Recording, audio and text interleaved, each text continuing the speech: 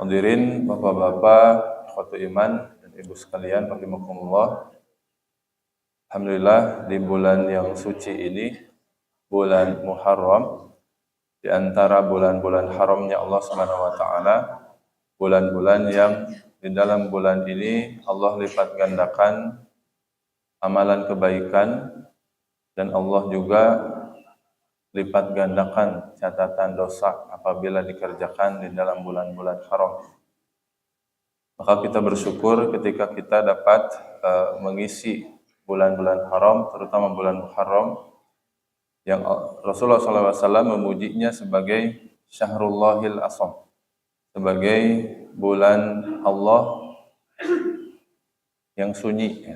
Karena memang orang-orang kafir pun di zaman dulu itu berhenti dari peperangan, berhenti dari segala macam aktivitas yang bisa memadaratkan orang lain atau memadaratkan diri sendiri, terutama di dalam bulan-bulan haram. Saking mereka mensucikan bulan Muharram tersebut. Bulan haram tersebut, terutama bulan Muharram, dan kita pun sama punya kewajiban untuk mengagungkan bulan Muharram. Para ulama mengatakan kalau ada bulan yang diagungkan di dalam Islam setelah Ramadan, maka jawabannya adalah bulan Muharram. Maka tugas kita sebagai implementasi syukur bahwasanya kita diberikan nikmat usia sampai bulan Muharram ini adalah dengan berusaha mengisi bulan Muharram ini dengan segala bentuk ketaatan. Yang ketaatan tersebut insya Allah akan lipat gandakan nilainya apabila dikerjakan di dalam bulan suci ini, dan juga sekuat mungkin kita menjaga diri kita, menahan diri kita dari segala macam aktivitas yang akan memunculkan kemurkaan Allah Subhanahu wa taala, karena Allah Subhanahu wa taala mengatakan fala tazlimu fihinna anfusakum. Ketika ada bulan Muharram itu ada berapa, Pak? Ada 4 ya. Apa saja? Ya, Rajab. Kata Nabi SAW, salasun mutawalliyat. Ada 3 bulan haram yang nyambung. Ada Dzulqa'dah, Dzulhijjah, dan Muharram. Satu lagi terpisah, yakni bulan Rajab. 4 bulan itulah yang kata Allah, fala tazlimu fihinna anfusakum. Maka tahanlah diri kalian sebisa mungkin, semaksimal mungkin untuk melakukan kezoliman kepada diri kalian sendiri. Artinya kita harus merekat gitu ya, daripada melakukan dosa di dalam bulan haram tersebut. Bapak-bapak dan ibu-ibu sekalian rahimakumullah ta'ala, di pekan kemarin atau di bulan kemarin kita sudah membahas pengaruh harta haram pada amalan soleh, terutama kepada doa. Kita murojaah sebentar sebelum masuk ke dalam hadis berikutnya. Kemarin kita sudah membahas hadis ke-10 ya, di dalam kitab Hadis Arba'in Nawawi. Saya akan bacakan kembali. Bismillahirrahmanirrahim. An Abi Hurairah radhiyallahu taala anhu qala, dari Abi Hurairah, semoga Allah meridhoinya, qala, dia berkata, qala Rasulullah sallallahu alaihi wasallam, bahwasanya Rasulullah sallallahu alaihi wasallam bersabda, innallaha thayyibun la yaqbalu illa thayyiban. Sungguhnya Allah itu maha baik, maha thayyib, dan Allah tidak menerima segala macam bentuk ibadah, segala macam bentuk ubudiyah, bentuk pemberian hamba kepada Allah Subhanahu wa taala, bentuk penghambaan hamba kepada Allah Subhanahu wa taala, illa thayyiban, kecuali harus thayyib pula, harus baik pula. Wa innallaha amaral mu'minina bima amara bihil mursalin. Dan sungguhnya Allah telah memerintahkan kepada orang-orang yang beriman dengan perintah yang sama yang Allah perintahkan kepada para nabi atau para rasul. Yakni Allah Subhanahu wa taala mengatakan di dalam Al-Qur'an, ya ayyuhar rusulu kulu minat thayyibati wa'malu shalihan. Wahai para rasul, makanlah dari apa yang baik-baik, dari yang halal-halal, wa'malu sholihan, dan hendaklah kalian beramal soleh. Itu ayat yang Allah tujukan kepada para rasul. Wa qala ta'ala, dan Allah juga berfirman, ya ayyuhalladzina amanu kulu min thayyibati ma razaqnakum. Wahai orang-orang yang beriman, makanlah dari yang halal, makanlah dari yang thayyib di antara apa yang aku rizkikan kepada kalian. Itu perintah Allah kepada orang-orang yang beriman. Jadi ada kesamaan antara perintah kepada para rasul dan juga kepada kita orang-orang yang beriman. Yakni kita dan para nabi itu sama-sama disuruh oleh Allah untuk memakan makanan yang halal saja dan menjauhi makanan yang haram. Tsumma dzakara rajula, kemudian Nabi SAW menyebutkan contoh seorang lelaki yutilus safar, yang sudah lama safar, sudah panjang safarnya, melakukan perjalanan yang sangat jauh. Asy'atsa akbar, dia itu rambutnya kusut, penuh debu, ya, kucal. Yamuddu yadaihi ila sama, mengangkat kedua tangannya ke langit sambil mengatakan ya Rabbi ya Rabbi.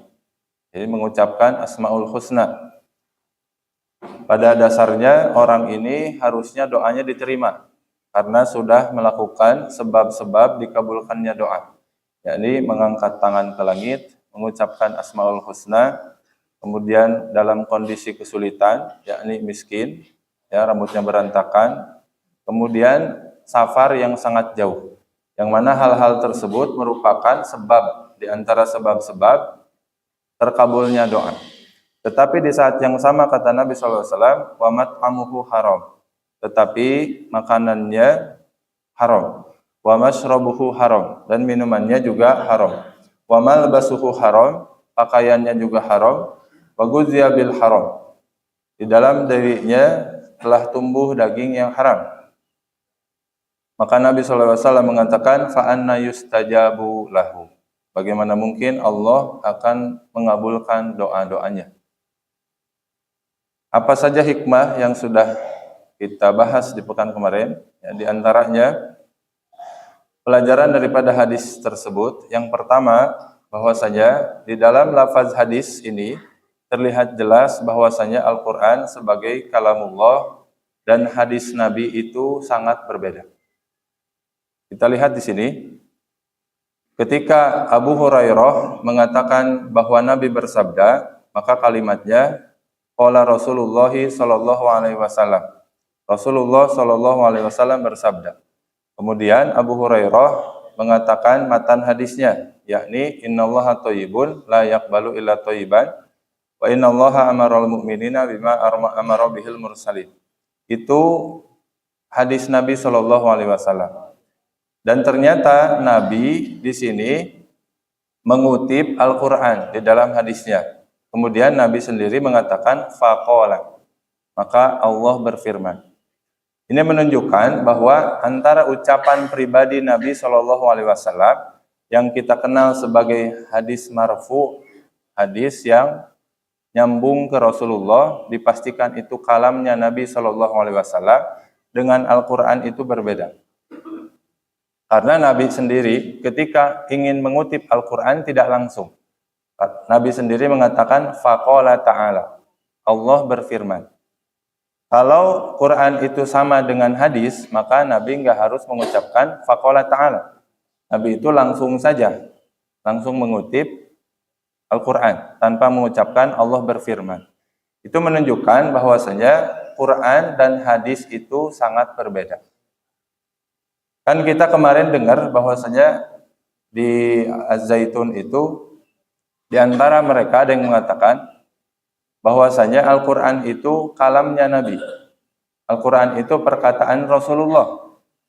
Sehingga kalau di antara mereka ada yang khutbah, maka kalimatnya bukan qala Allahu ta'ala fil Qur'anil Karim ketika mengutip ayat Quran, tapi mereka mengatakan qala Rasulullah sallallahu alaihi wasallam fil Qur'anil Karim. Nabi sallallahu alaihi wasallam berkata di dalam Al-Quran. Dan itu sangat bertolak belakang dengan keyakinan kita Ahlus Sunnah wal Jamaah. Di dalam ulumul hadis sendiri itu dibedakan. Bahkan bukan cuma Al-Quran, tapi hadis qudsi pun beda. Ya, kalau dibahas secara rinci tentunya ini panjang. Dan pada intinya Al-Quran itu adalah kalamullahi ta'ala. Al-Quran itu 100% kalamullahi ta'ala. Tidak ada satu huruf pun yang merupakan keluar dari lisan Nabi, dari pikiran Nabi Shallallahu Alaihi Wasallam. Buktinya Nabi ketika mengutip Al-Quran sama seperti kita. Qala Allahu Ta'ala. Allah Subhanahu Wa Ta'ala berfirman. Itu menunjukkan bahwa beda perkataan Nabi yang sehari-hari diucapkan, yang kita kenal sebagai hadis marfu, dengan Al-Quran sendiri. Ya, itu sangat jelas ya, bisa kita pahami. Bahkan hadis qudsi pun, ya, hadis qudsi itu hadis yang keluar dari lisan Nabi Shallallahu Alaihi Wasallam, yang maknanya dari Allah, tapi lafaznya dari Nabi Shallallahu Alaihi Wasallam. Itu pun dibedakan oleh para ulama. Jadi jangankan Al-Quran gitu. Kalau ke Al-Quran itu terlalu tinggi. Hadis qudsi pun itu berbeda dengan hadis Nabi Shallallahu Alaihi Wasallam. Bagaimana mungkin Al-Quran disebut kalam Nabi? Ya, hadis qudsi pun di dalam, nanti mungkin kita pelajari ya di hadis kesekian, nanti ada beberapa di Arba'in ini yang merupakan hadis qudsi. Ketika mengutip hadis qudsi pun Nabi sama mengatakan qala Allahu Ta'ala. Allah Subhanahu Wa Ta'ala mengatakan. Allah Subhanahu Wa Ta'ala berfirman. Atau biasanya perawinya yang mengatakan qala Nabi sallallahu alaihi wasallam fima ruwiya an rabbih. Nabi sallallahu alaihi wasallam bersabda dari apa yang diriwayatkan dari Rabb-nya. Itu biasanya tanda bahwa mereka sedang meriwayatkan hadis qudsi. Jadi hadis qudsi itu hadis yang lafaznya dari Nabi tapi maknanya dari Allah Subhanahu Wa Ta'ala. Sedangkan hadis marfu, ya, hadis biasa yang sudah kita kenal adalah lafaz dan maknanya dari Nabi Shallallahu Alaihi Wasallam. Nah, sedangkan Al-Quran, lafaz dan maknanya dari Allah Subhanahu Wa Ta'ala. Tidak ada campur tangan sedikit pun dari Nabi Shallallahu Alaihi Wasallam. Bahkan di dalam Al-Quran Allah mengancam, ya, laqata'na minhumul watin, kata Allah Subhanahu Wa Ta'ala. Kalau saja ditambah satu huruf atau dikurangi satu huruf, maka kerongkongan Nabi itu bakal diputus oleh Allah Subhanahu Wa Ta'ala. Saking dahsyatnya ya orang yang bisa menambahkan atau mau menambahkan huruf satu di Al-Quran. Maka setelah salahlah gitulah orang yang mengatakan bahwa Al-Quran itu sebagai kalam Nabi Shallallahu Alaihi Wasallam. Yang kedua, pelajaran dari hadis yang kemarin adalah terdapat beban taklif yang sama antara para rasul dan umatnya. Ya, berarti mereka, para rasul itu adalah teladan bagi kita.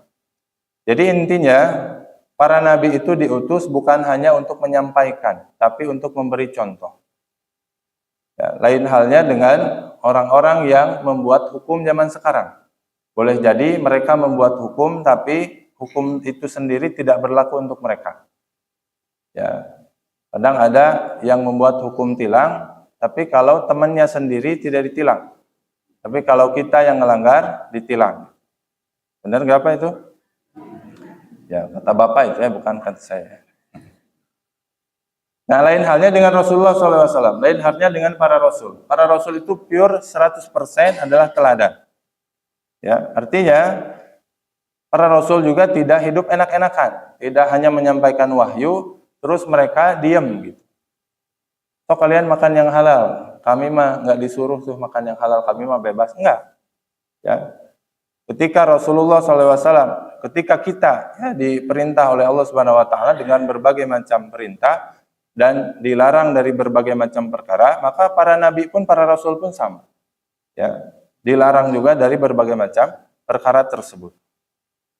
Kemudian yang ketiga, pelajaran hadis ini. Allah yang maha sempurna sudah selayaknya diibadahi oleh kita dengan cara yang sesempurna mungkin pula. Kata Allah, innallaha thayyibun la yaqbalu illa thayyiban. Allah itu maha thayyib, ya, thayyib itu baik, sempurna kebaikannya, tidak ada cacatnya. Ketika Allah mengatakan Allah maha melihat, Allah maha mendengar, maka penglihatan Allah, pendengaran Allah itu tidak sama dengan penglihatan dan pendengaran kita. Ya, sekalipun bahasanya sama, ya, melihat, yubsir, melihat, mendengar, yasma'u, tapi hakikatnya tidak mungkin sama. Ya, kenapa? Karena pendengaran dan penglihatan kita sangat terbatas. Sementara pendengaran, penglihatan Allah sangat sempurna.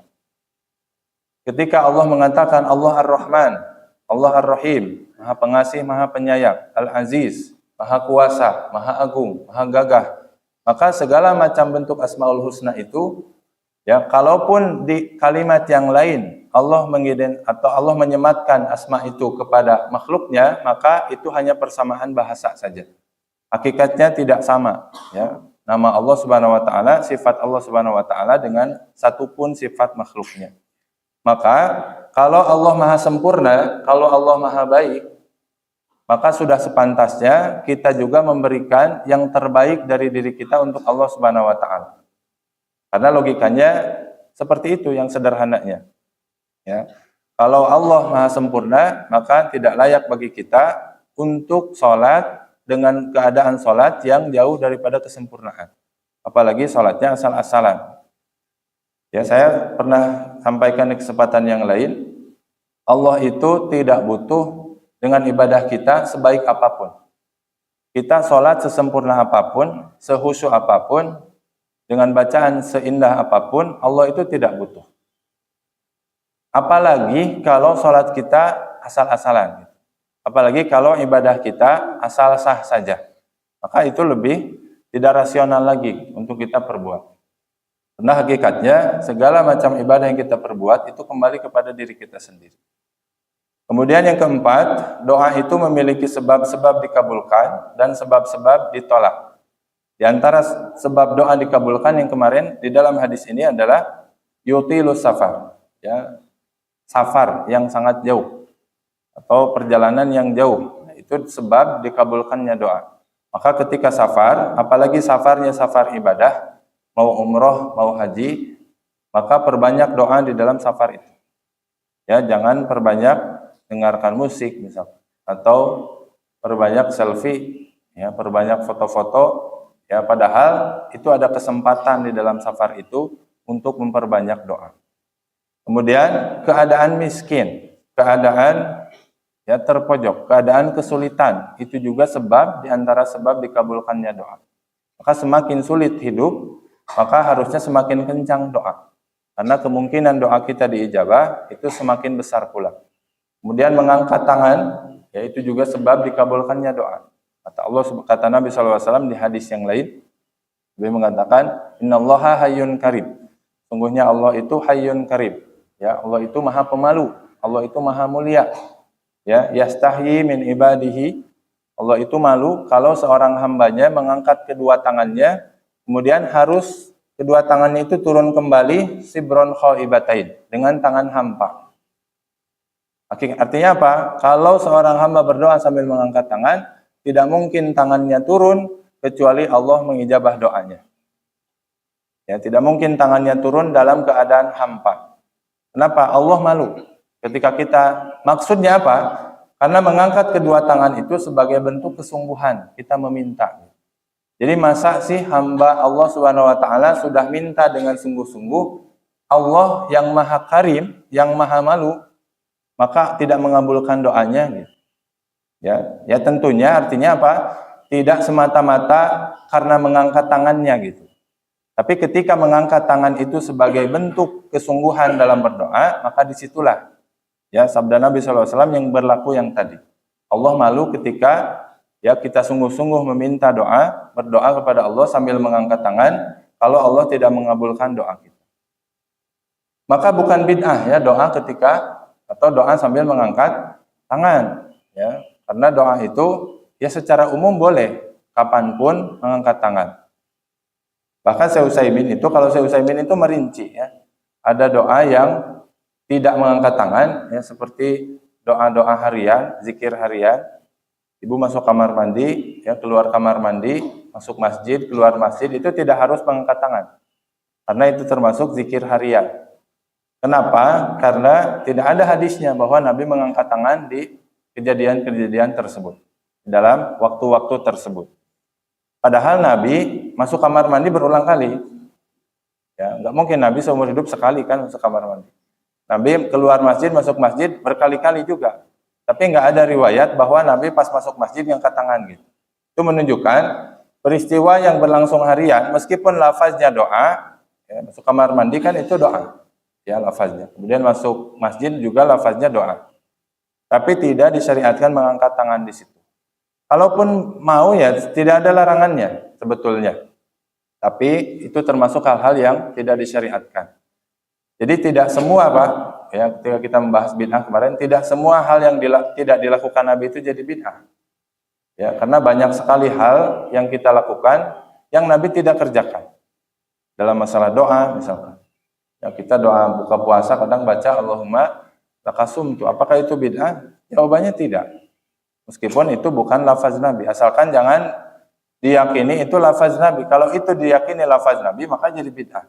Tapi kalau kita berdoa dengan lafaz itu saja, niatnya, maka tidak bid'ah. Meskipun doanya tidak diucapkan Nabi SAW. Kemudian diantara sebab dikabulkannya doa mengucapkan Asmaul Husna. Ya, apa yang kita hajatkan kepada Allah, kalau kita mohon ampun maka sebutkan Asmaul Husna yang berkaitan dengan Allah Maha Pengampun. Ya Ghaffar, ya Tawwab.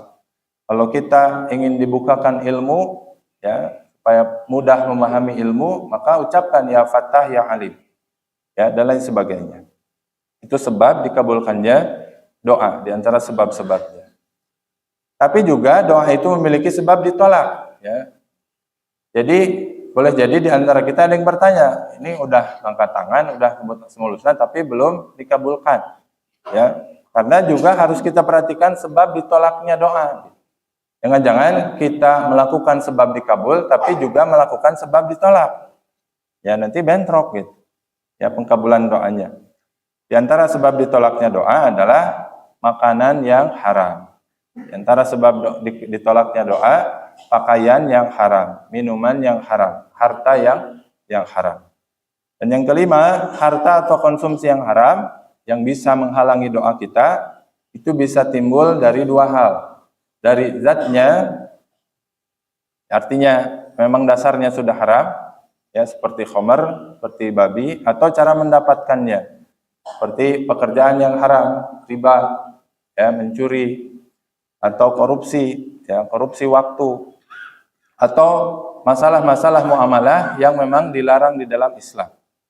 Maka kuncinya kita harus punya ilmunya, ya untuk paham, untuk bisa memilah gitu ya, mana yang halal, mana yang haram.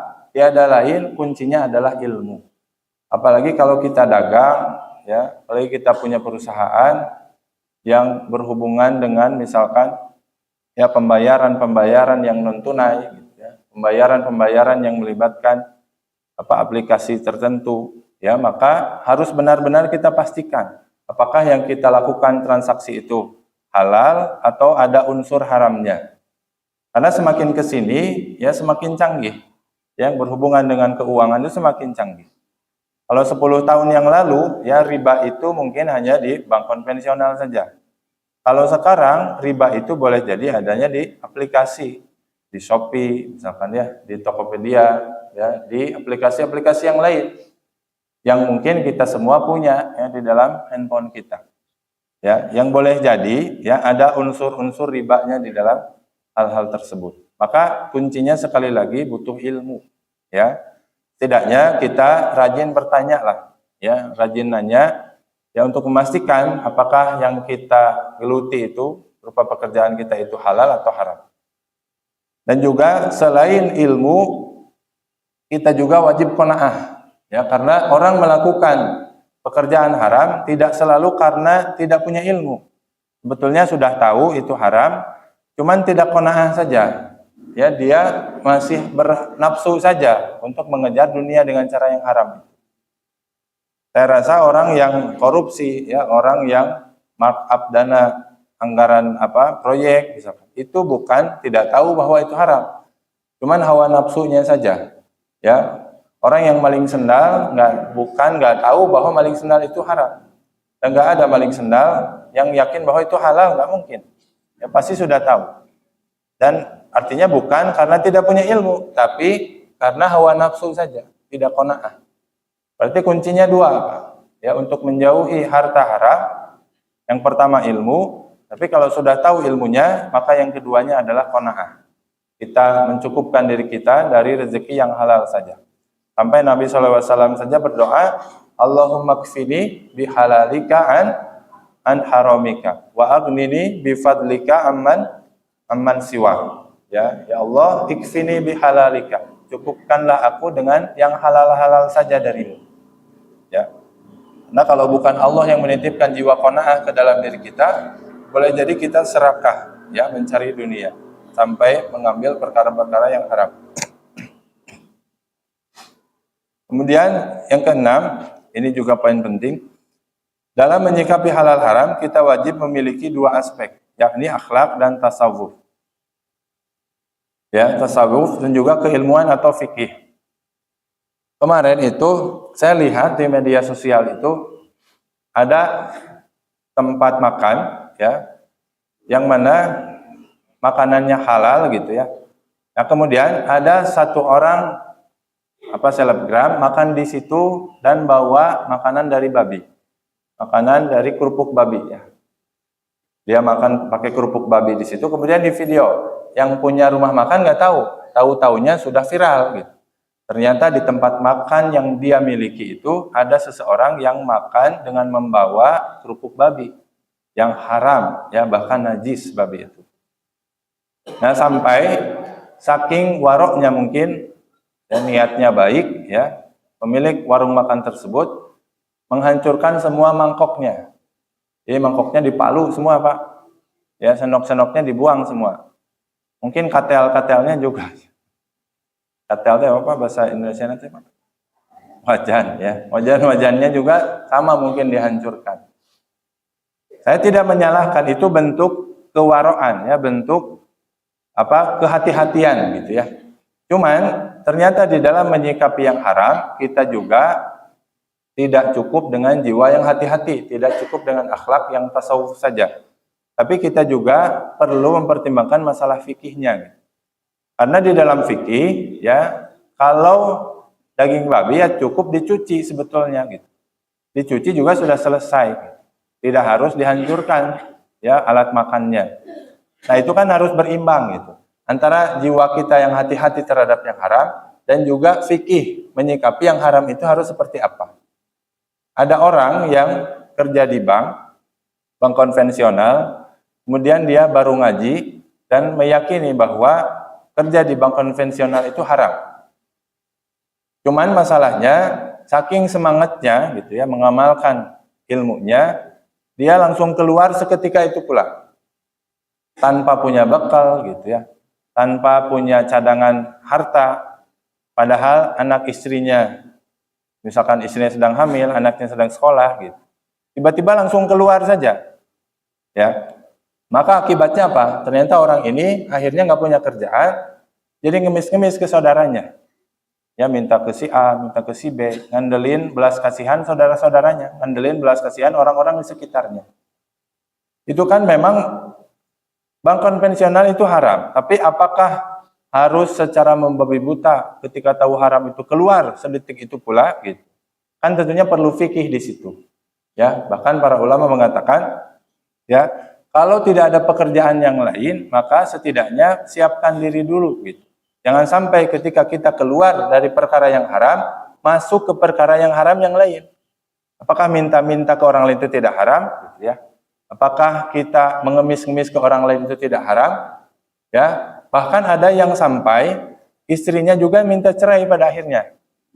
Ya, istrinya minta cerai karena nggak dinafkahin. Ya, bayangkan yang tadinya punya gaji rutin, misalkan tidak punya tabungan, seketika itu pula keluar. Langsung nggak punya apa-apa, langsung nggak bisa nafkahin, langsung keluar saat itu pula. Ya, nah, itu kan perlu diimbangi dengan fikih gitu. Semangat, giroh, tasawuf, ya kemudian kita dalam beribadah juga perlu. Tapi fikih bagaimana menyikapi yang haram itu juga perlu. Jangan sampai serampangan gitu ya. Jangan sampai sembarangan yang akhirnya malah memadorotkan kita dengan madorot yang lebih besar daripada madorot yang sebelumnya. Ya. Tapi juga tentunya tidak aspek fikih saja yang kita kedepankan. Harus juga aspek tasawuf. Ada orang yang kalau fikih mah Pak biasanya bisa diakalan Pak. Misalkan kita punya uang 100 juta. 100 juta itu harta kita yang kita miliki, secara nisab hitungan sudah masuk wajib zakat karena melebihi 85 gram emas gitu ya. Tapi secara haul, secara hitungan waktu, dia harus berlalu 1 tahun dulu kan. Ya, misalnya kita bulan Rajab punya uang 100 juta, dia nggak wajib zakat sampai datang bulan Rajab berikutnya, di tahun berikutnya. Nah kalau orang gitu ya, kalau orang hanya mengedepankan aspek fikih, dia bisa mengakali itu. Pas sehari sebelum Rajab datang, dia hibahkan dulu uangnya ke istrinya. Itu udah nggak wajib zakat. Sekarang domba itu 40 ekor misalkan zakatnya. Ah udah we saya mengukut 30 salapan. Mete kudu di zakatan seumur-umur. Bisa saja itu diakalin Pak kalau fikih mah. Ya. Ibu-ibu lah diturutan, Bu. Artinya kita ibadah dengan fikih saja nggak cukup. Kita, Pak, sholat itu sah meskipun tidak baca iftitah, tidak baca surat setelah Al-Fatihah. Seumur hidup kita sholat gitu, sholatnya sah. Nggak ada yang nggak sah. Karena hukumnya sunnah. Kalau kita hidup hanya dengan fikih, maka bisa jadi kita melakukan itu. Ah, saukur dilihat sah atau tidaknya, udah, lakukan itu. Yang penting mah sholatnya sah. Gitu. Tapi secara aspek akhlak, secara aspek tasawuf itu buruk. Nah, artinya harus berimbang gitu. Antara tasawuf, artinya giroh, akhlak kita dalam ibadah, dan juga fikih kita. Jangan cuma fikih saja, akhirnya diakal-akalin gitu ya. Dan juga jangan akhlak saja dikedepankan tanpa memahami fikihnya. Saya pernah ngobrol sama orang lain, itu nggak tahu tentang sholat jamak qashar. Ya, ketika safar itu nggak pernah qashar. Dia ngiranya orang yang qashar itu mengurangi rakaat sholat. Ah, ngapain diqasharkan, masih luang waktunya gitu. Iya sih safar, tapi masih luang waktunya. Padahal kata para ulama qashar itu sunnah. Mau kita luang waktunya, mau kita sempit waktunya, selama sudah safar, selama masih safar, maka lebih baik sholat kita itu diqashar gitu. Jadi kalau kita safar, kita sholat 4 rakaat pada sholat zuhur dan asar, sementara tetangga kita ya yang safar bareng kita sholatnya 2 rakaat, maka sholat tetangga kita yang 2 rakaat itu lebih utama daripada sholat kita. Kan kalau pakai aspek akhlak, seolah kebalik gitu. Ah, asal mendingan orang 4 rakaat. Padahal secara fikih yang lebih utama itu yang 2 rakaat ketika melakukan safar. Ya. Contoh, semangat teuing gitu ya. Pas junub sedang sakit. Padahal di dalam fikih orang yang tidak mampu mandi bisa tayamum. Ya, ketika menghilangkan hadas besar. Tapi karena nggak tahu fikih, hanya mengandalkan semangat saja, akhirnya dia mandi. Dia mandi dan bisa jadi penyakitnya lebih parah. Bahkan bisa jadi meninggal gitu. Kalau sakitnya termasuk yang tidak boleh kena air gitu. Tapi maksakeun karena nggak tahu fikih teh gitu. Jadi maksakeun, itu pernah kejadian di zaman Nabi. Ada sahabat yang meninggal gara-gara di fatwa oleh fatwa yang salah. Kata sahabat, kalau junub ya mandi, nggak bisa tayamum. Akhirnya padahal sedang sakit. Ya, dia mandi akhirnya dan meninggal. Ya, kata Nabi SAW, kamu telah membunuh orang itu dengan fatwa yang salah. Ya, fatwanya tidak mengandalkan ilmu fikih. Fatwanya tidak mempertimbangkan ilmu fikih, hanya mempertimbangkan akhlak saja. Yang penting yang dia lihat itu lebih semangat, maka itu yang dilakukan tanpa melihat fikihnya. Padahal kalau kita hidup berimbang, sebetulnya semua kewajiban itu sangat ringan. Ya, kalau kita mengimbangi gitu ya ibadah kita dengan fikih dan akhlak, dua-duanya kita pakai, hidup kita itu aman dengan Islam. Ya, hidup kita itu nggak akan pernah disulitkan dengan Islam. Ya, maka di dalam aspek halal haram pun sama. Ya, kita harus mengedepankan 2 aspek ini. Ya, karena Islam itu mutawasid, Pak. Islam itu mutawasid. Ya, kata para ulama bahkan di dalam toharoh saja. Agama Nasoro ya itu ekstrim ke kiri di dalam toharoh. Jadi mereka nggak kenal najis, Pak. Ya, setahu saya ini ya. Kalau kena air kencing itu ya biasa aja. Nggak dibilas, nggak apa. Tapi kalau Yahudi yang masih asli, yang ekstrim itu ya, ajarannya, itu ekstrim ke kanan. Kalau kena pipi saja sedikit bisa dibuang. Nah, kita itu tengah-tengahnya gitu. Ya, kena pipis jangan karena itu najis, tapi kalau sudah kena maka ada fikihnya.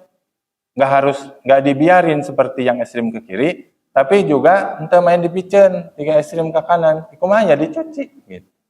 Ya, dan masalah menghilangkan najis itu rinciannya panjang di dalam bab fikih. Artinya kita wajib mengedepankan dua hal ini.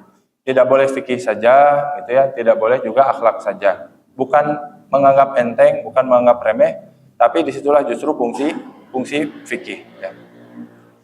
Nah, pertanyaannya setelahnya, kalau kita sudah melakukan sebab-sebab dikabul doa, ya bagaimanakah cara Allah mengabulkan doa?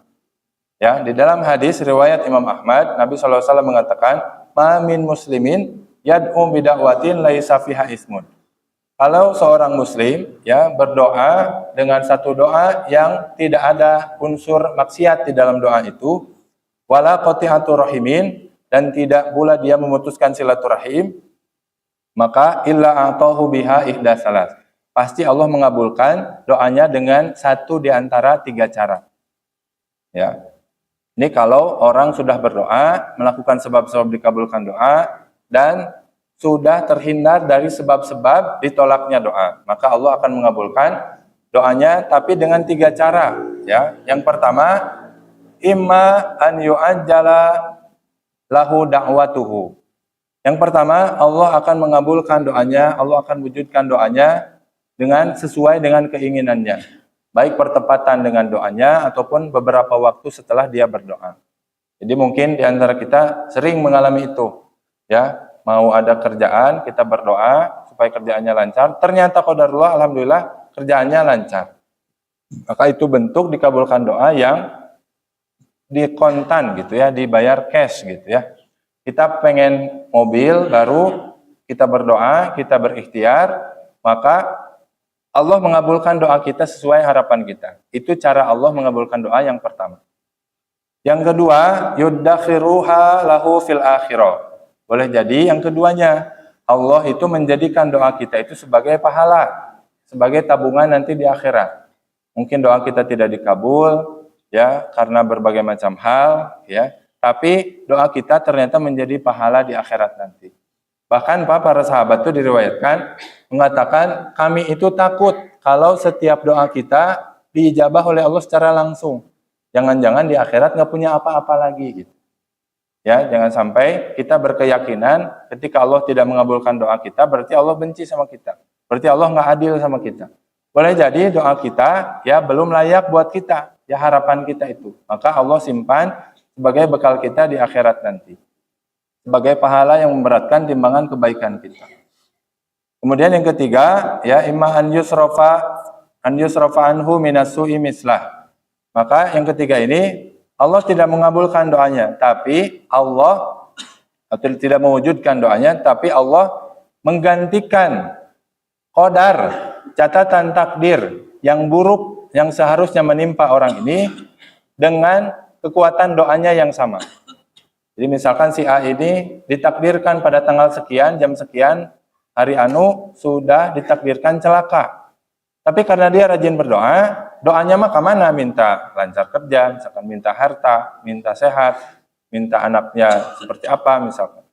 Tapi Allah kabulkan bukan dengan diwujudkan doanya, tapi Allah hindarkan dia dari musibah yang harusnya menimpa dia di tanggal itu, di jam itu.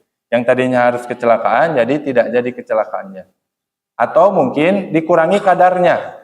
Kecelakaannya mah anggar tetap, tapi harusnya kecelakaannya misalkan patah tulang, ieu mangan lecet hungkul misalkan. Harusnya mah meninggal, ieu mangan koma hungkul misalkan. Artinya dikurangi dari kadarnya yang seharusnya. Nah, itu kan luar biasa hikmah Allah Subhanahu wa taala. Maka para sahabat ketika mendengar bahwa Allah itu maha baik, sebetulnya dia bisa mengabulkan doa dengan tiga cara ini, mereka berkata, idzan nuksir. Wahai Rasulullah, kalau gitu kami bakal memperbanyak doa kami. Kami tidak akan kecewa kepada Allah kalau Allah tidak mewujudkan doa kita secara cash. Maka Nabi SAW mengatakan, Allahu aksar. Sebanyak apapun doa yang kalian panjatkan, maka rahmat Allah jauh lebih banyak daripada doa yang kalian panjatkan itu. Ya, Allah mah nggak pernah pelit, Pak. Allah mah nggak pernah kekurangan kehabisan. Bayangkan saja Pak, dari manusia yang pertama sampai kita hari ini, dari kita masih bayi, dari orang tua kita bayi sampai hari ini, pemberian Allah kepada kita nggak pernah kurang. Tugan dicaritakan, ya rahmat Allah beak, lagi di reload dulu, lagi di charging dulu, nggak ada. Ya, sugan diceritakan, maaf hari ini mah nggak ada makan buat semua manusia. Allah lagi istirahat dulu, nggak ada. Nggak pernah kita kurangan apapun. Bahkan, ini ya saya sering sampaikan, kita sering dengar isu, ya naik BBM, naik harga beas. Ya memang kita antisipasi itu, kita tidak inginkan hal itu. Tapi hikmah yang lainnya yang saya lihat, bahwasanya saya naik apapun orang masih dahar gitu. Saya naik apapun bensin orang masih bisa naik motor, naik mobil. Ya memang nggak baik ya kalau naiknya karena kezoliman gitu ya. Kita boleh saja gitu ya nego ke pemerintah atau bahkan mungkin unjuk rasa dan sebagainya. Tapi hikmahnya yang lain adalah saya naik apapun ternyata rahmat Allah nggak pernah habis. Memang beasnya naik gitu ya. Tapi ayawe cara Allah memberikan rezeki kepada kita yang lebih gitu. Ya, sugan misalkan gaji kita 5 juta, beas naik, bensin naik, ya. Padahal gajinya anggar. Sugan bulan depan mah jadi kurang. Ya, misalkan jadi 5 juta itu nggak cukup, ternyata cukup ya. Kita mungkin saya ya ngalamin sendiri pas sebelum nikah punya uangnya sekian sebulan, ya kurang lebihnya sana sakit tuh. Pas udah nikah dipikir teh bakal harus double pengeluaran. Ya harus double pendapatan. Tapi ternyata ketika ada istri, pendapatan sakitu kene anggar we beak. Ya, anggar we sacukupna sakitu gitu. Ketika punya anak, mungkin ada yang hariwang juga. Ya punya anak berarti nambah jadi 3. Pengeluaran jadi bukan double lagi, jadi triple. Oh, berarti gaji harus 3 kali lipat. Enggak ternyata. Dengan gaji yang sama, dengan ukuran yang sama, ya gajinya anggar we sakitu cukup gitu ya. Nambah anak satu lagi cukup deh gitu.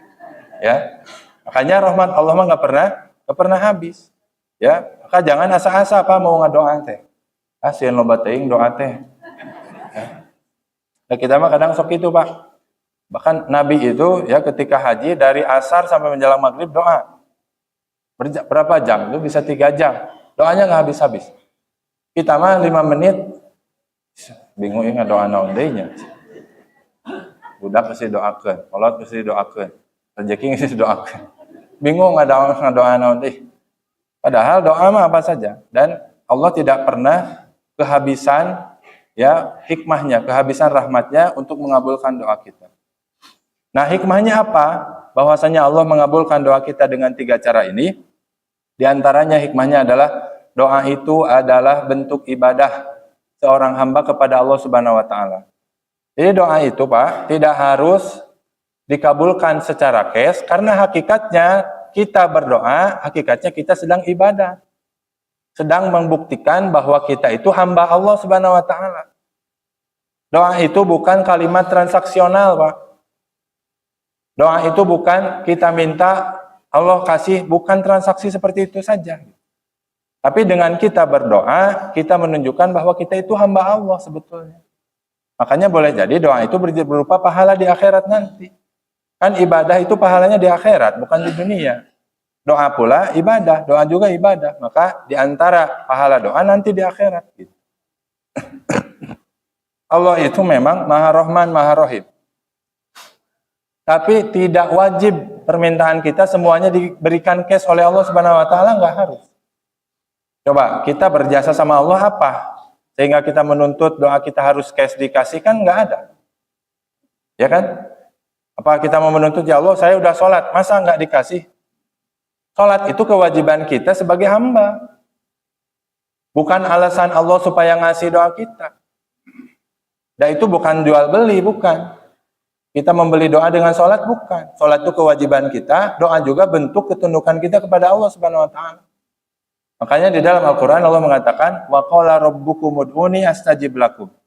Dan Allah berfirman, Rabb kalian berfirman, ud'uni astajib lakum. Berdoalah kalian kepadaku, aku akan mengabulkan doa kalian. Tapi setelahnya Allah mengatakan, innal ladzina yastakbiruna an ibadati sayadkhuluna jahannama dakhirin. Sungguhnya orang-orang yang sombong tidak mau berdoa, ibadah itu berdoa. Jadi Allah nyuruh berdoa, kemudian Allah mengatakan, sungguhnya orang-orang yang sombong, yang tidak mau berdoa, sayadkhuluna jahannama dakhiri. Allah akan memasukkannya ke dalam neraka jahanam. Artinya orang yang tidak berdoa itu sombong, bukan tidak butuh. Jadi jangan dipikir, saya mah nggak butuh lah, sapamereana. Jangan gitu. Sapamerean Allah, saya mah cukup ku sholat. Jangan.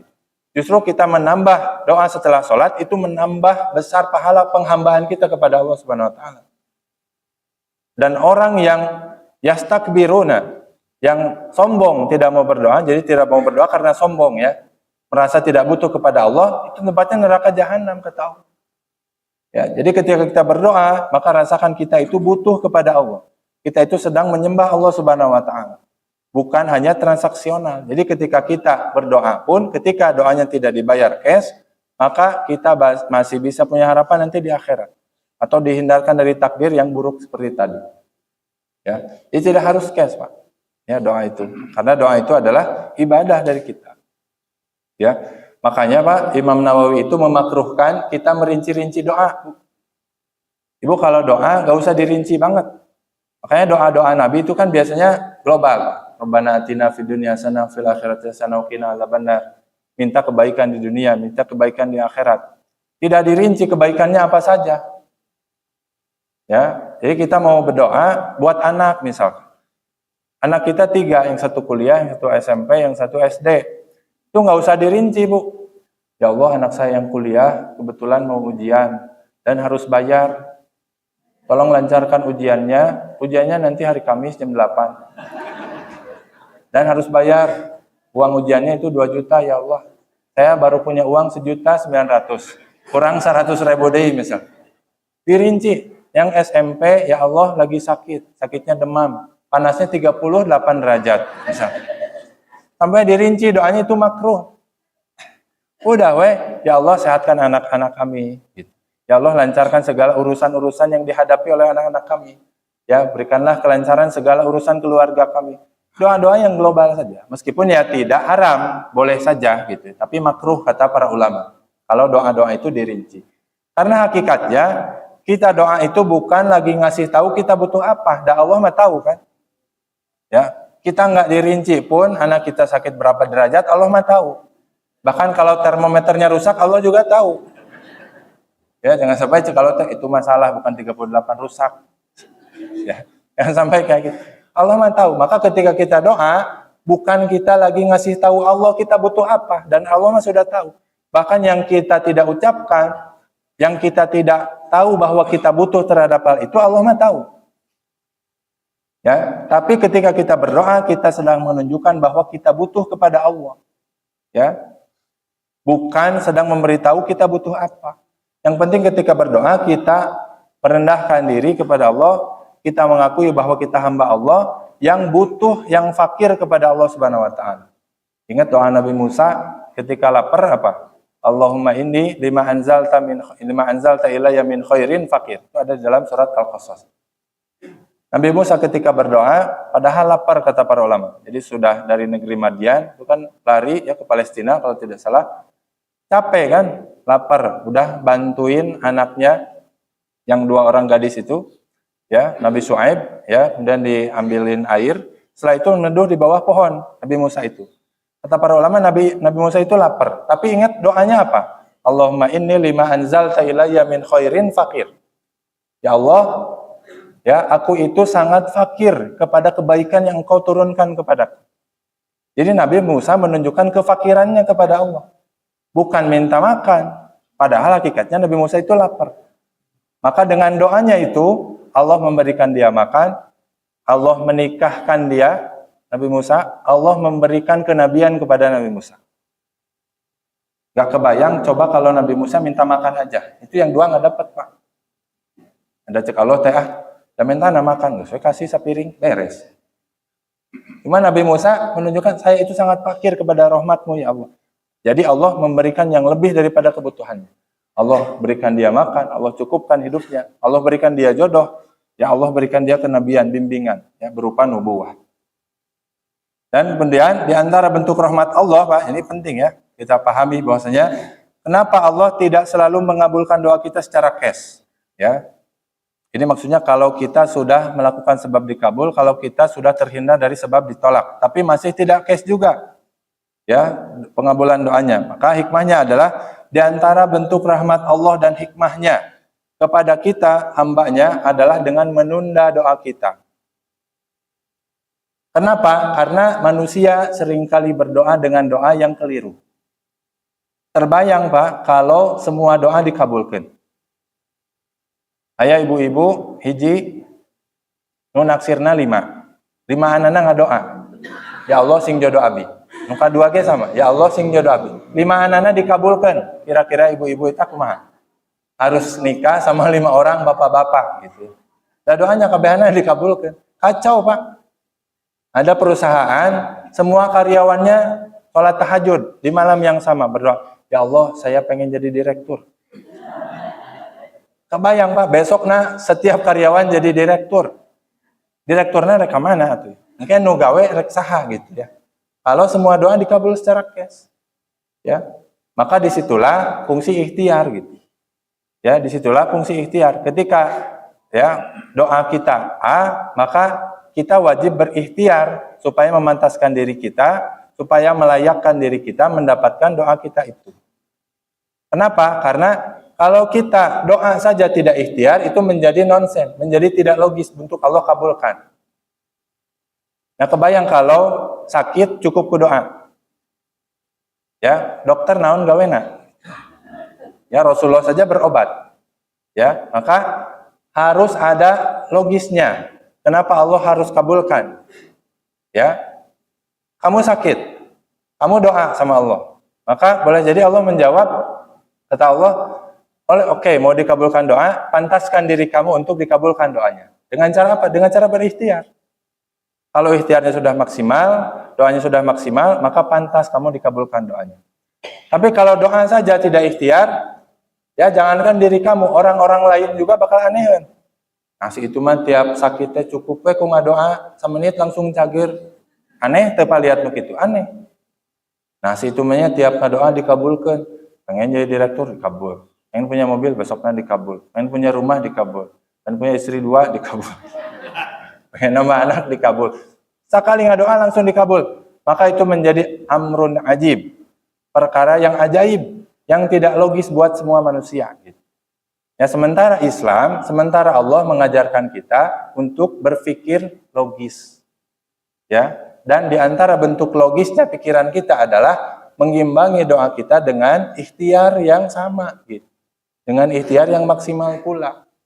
Nah, kalau kita doa dikabulkan tanpa ikhtiar, kita sendiri yang aneh gitu. Ya, apalagi doa anak-anak, Pak, saya punya anak 5 tahun, itu habis sholat, ya, karena anak saya itu senangnya dinosaurus, Pak. Yang main dinosaurus, gambar. Itu habis sholat di masjid, doanya gini, ya Allah, tolong bangkitkan kembali dinosaurus, ya Allah. Jadi minta supaya dinosaurus itu hari rupdi. Saya jadi makin sadar gitu ya, bahwa kenapa Allah tidak kabulkan semua doa. Jangan sampai doa anak saya dikabulkan. Dia ada dinosaurus gitu ya, yang di museum itu hari rupdi. Nah itu, ketika kita tidak dikabul doanya, boleh jadi kita belum layak gitu. Atau doa kita bakal bertolak belakang dengan kenyataan gitu ya. Bakal aneh kalau dikabulkan gitu ya. Kayak 2 tim Persib lawan Persija. 2 nana ngadoa, Pak. Tapi lamun 2 nana dikabulkan hayang menang, sahanu elehna tuh. Ya, nya 2 nana menang. Ya, kita kan jadi nggak logis kalau 2 nana dikabulkan. Maka doa kita pun sama, Pak. Ketika doa kita mah tugasnya berikhtiar supaya doanya dikabul. Caranya gimana? ABCD. Supaya doa kita tidak ditolak, hindari apa? ABCD. Gitu ya. Setelah itu, mau dengan cara apa Allah kabulkan doa kita, itu mau urusan Allah. Gitu. Tidak ada urusan lagi kita. Kalaupun di cash, itu alhamdulillah berarti kita sudah layak mendapatkan doa kita itu. Kalaupun ditunda di akhirat, ya itu keberuntungan kita. Artinya di pahala di akhirat. Kalaupun dihindarkan kita dari musibah, itu alhamdulillah juga. Ya, karena boleh jadi kalau kita sedikit berdoa, ya musibah yang menimpa diri kita itu lebih banyak daripada yang seharusnya. Ya. Walau alam bisawab, ya itulah tambahan yang mungkin bisa kita bahas di pertemuan kali ini. Insyaallah di pertemuan berikutnya kita akan membahas hadis 11 dan 12 ya, tentang dua kaidah besar di dalam fikih ya, di dalam Islam. Satu kaidah besar dan satu lagi tentang ini ya, tentang waro dan zuhud. Ya, apa itu waro, apa itu zuhud, apa keutamaan dari waro dan zuhud, insyaallah kita bahas di pertemuan berikutnya. Wallahu a'lam bishawab. Ada satu ini kan kalau disebutnya tahu akan diberikan. Ada suatu riwayat kalau saya Imam Bukhari itu ditanya satu yang berkeringan supaya tahu juga, dua yang nggak punya anak, dua punya anak, tiga yang ekonominya baik. Tapi kalau dasar itu istighfar saya. Ini maknanya apakah ada kaitan antara istighfar dengan punya doa atau merupakan istighfar? Betul ya, Hasan Al-Basri pernah ditanya, ada orang yang mandul, ada orang yang butuh air, ada orang yang pengen sembuh. Dan tiga-tiganya resepnya sama. Kata Hasan Al-Basri, perbanyak istighfar. Jadi orang ini disuruh istighfar tanpa harus meminta hajatnya. Kenapa? Karena istighfar menghapus dosa. Dan dosa adalah sebab ditolaknya doa. Ya, itu apa kuncinya sebetulnya. Jadi semakin banyak dosa, semakin kecil doa kita didengar Allah Subhanahu wa taala. Ya, semakin banyak kita kesalahan, semakin lalai kita ketika menyembah Allah, ketika menghamba kepada Allah, maka semakin kecil doa kita dikabulkan. Makanya kita diperbolehkan meminta doa kepada orang soleh. Karena biasanya orang soleh itu dekat dengan dikabulkannya doa. Dia konsisten melakukan kewajiban, menjalankan ibadah sunnah gitu ya. Kemudian dia juga menjauhi perkara yang haram, bahkan perkara yang makruh. Maka dengan kesolehannya, doanya lebih cepat Allah dengar. Ya, maka boleh kita meminta doa kepada orang yang baik, yang soleh. Meskipun yang lebih utama kita doa sendiri, tapi diperbolehkan. Ya, boleh jadi kita banyak dosa, ya minta doa ke orang lain boleh. Ya, asalkan masih hidup ya. Jangan sudah mati. Kalau sudah mati syirik. Ya, jangan ke kuburan orang soleh. Ya, Syekh tolong doakan, gak bisa. Ya, yang sudah mati mah kita yang mendoakan, bukan kita yang minta doa. Ya, hanya itu kenapa Hasan Al-Basri resepnya adalah istighfar, karena doa itu seperti keran, Pak. Ibarat keran air dibuka, dia itu bisa ngocor dengan lancar. Tapi kadang ada penyumbatnya, ada batunya di dalam saluran airnya, ada kotoran. Nah, kotoran itu dosa, Pak, yang menghambat doa kita. Dosa itu bisa dilepaskan Allah satu persatu dengan perbanyak istighfar. Satu kali istighfar, maka kotoran itu terangkat. Dua kali istighfar, ratusan kali istighfar, maka bersih salurannya. Lancarlah air yang mengalir itu. Maka lancarlah doa kita kepada Allah Subhanahu wa taala. Jadi kita harus introspeksi diri juga gitu ya. Jangan sugano doa kita jadi pahala. Padahal kita sendiri masih melakukan sebab ditolaknya doa berupa banyak dosa. Ada cerita ya. Ada seorang tukang cukur, Pak. Ini penutup ya. Ada seorang tukang cukur yang kemudian dia lagi nyukur, ngobrol sama yang nyukurnya. Kata tukang cukur ini, Allah mah nggak ada. Buktinya saya berdoa tapi nggak pernah dikabul. Kata orang yang dicukur, ya Allah mah. Kata yang dicukur, nggak ada. Itu sampai debat. Akhirnya si yang dicukur ini pulang dulu. Pulang dulu, bawa orang yang gondrong. Orang yang gondrong dibawa ke tukang cukur. Kata orang ini ke tukang cukurnya yang mengatakan Allah nggak ada, wahai tukang cukur itu nggak ada. Kata tukang cukur, ada, ini saya. Nggak ada. Buktinya masih ada orang gondrong. Kata tukang cukurnya, salah dia nggak datang, bukan salah saya. Masa saya yang harus nyamperin? Begitu pula kamu dengan Allah Subhanahu Wa Taala. Bukan Allah yang nggak ada, tapi kamu yang nggak pernah datang kepada Allah Subhanahu Wa Taala. Boleh jadi bukan Allah nggak mengabulkan, tapi kitanya yang kurang dekat dengan Allah. Ya, soalnya dengan tukang cukur yang tadi, dan nujabrig, ya mau mungkin tukang cukur datang sorangan ke nujabrig. Nujabrignya harus datang ke tukang cukur, nubutuhnya saha gitu ya. Kita oke dengan Allah gitu. Masa Allah kudu ngudag kita, ya minta kita apa kemudian dikabulkan? Kita yang harus datang kepada Allah. Ketika Allah jauh mengabulkan doa kita, boleh jadi bukan Allah nggak mendengar, tapi kitanya yang kurang dekat dengan Allah Subhanahu Wa Taala. Kitanya yang nggak pernah datang kepada Allah Subhanahu Wa Taala. Kitanya yang nggak pernah melakukan sebab-sebab dikabulkannya doa. Bahkan terlalu banyak di dalam diri kita mungkin sebab-sebab ditolaknya doa. Harta kita haram, mungkin kita banyak dosa kepada Allah Subhanahu Wa Taala, sehingga doa kita tertolak dengan sendirinya. Ya, wallahu a'lam bishawab.